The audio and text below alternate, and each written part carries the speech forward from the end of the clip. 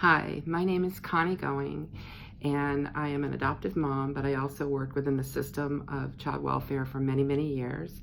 Some people might call me an expert. I do work nationally with families and keynote speaking, but today I'm here to talk about enhanced subsidies, and particularly in post-adoption enhanced subsidies. So you've adopted your child from the system or privately, and they have met the requirements for subsidy. They are receiving subsidies.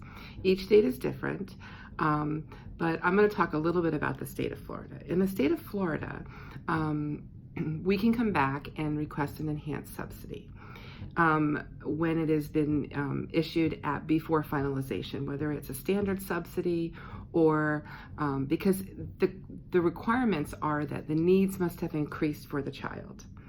And the way to do this is when we read administrative code, the family must submit a letter, and that letter must state exactly what they're wanting to begin the negotiation process. So what I do is I review all the files that a family would have, and I go ahead and I put them into a format that they can then create the letter. I help them create the letter that meets all the requirements for the actual request, because when that request is received, that is your clock. That is when things begin to tick and move forward. At that point, they must have documentation and documentation of all the things that they are utilizing, both through their insurance, through Medicaid, and self-pay. Having an assessment is extremely important. You have psychiatric assessments, but then you also have psychologicals. You have school IEPs. You have counseling assessments, anything and everything that you have, including your speech therapy, your occupational therapy, all of those documents you must get in order, and I can help with that. I have a list and I help you gather them, but it's really important. The other thing that you need to know is it goes back to the original case.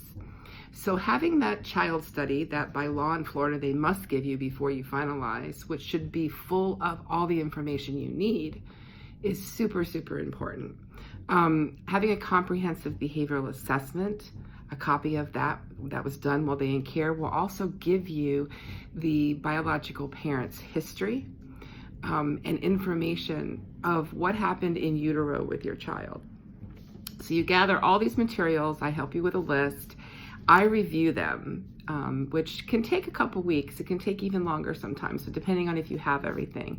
And then we create this letter. This letter then goes off to the system in care, to the lead agency in Florida, because we are privatized. In other states, it could be the state or the county or whoever is doing that work. And at least in most states, that's where the clock starts ticking for an enhanced adoption subsidy post-adoption, meaning you've already gotten subsidy and you want it increased because the child's needs, which can be reflected back to the original time in care, have increased. That's it for today. I look forward. If anyone would like help, please message me. I'll be glad to explain to you further and help you.